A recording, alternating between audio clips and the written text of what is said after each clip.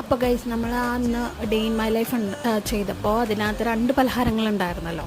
അപ്പോൾ അതിൽ മുട്ട ബജി നമ്മൾ നേരത്തെ കണ്ടു. ഇതിപ്പോൾ നമ്മൾ കാണാൻ പോകുന്നത് കിഴങ്ങ് ബോണ്ട. ഓക്കെ, അപ്പോൾ ഇൻഗ്രീഡിയൻസ് എല്ലാം വിസിബിൾ ആണല്ലോ, പ്രത്യേകിച്ച് എടുത്ത് പറയാനൊന്നുമില്ല.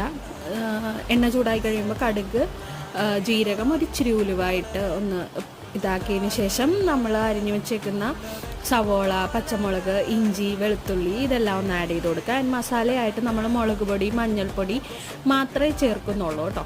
ഇതെല്ലാം ഒന്ന് വഴന്ന് വന്നതിന് ശേഷം സ്മാഷ് ചെയ്തിട്ടുള്ള പൊട്ടറ്റോ അതിലേക്ക് ഇട്ട് കൊടുക്കുക. അതൊന്ന് ഗുഡ് മിക്സ് കൊടുത്തതിന് ശേഷം ഒന്ന് റോൾ ചെയ്ത് ഉണ്ടയാക്കി എടുക്കുക.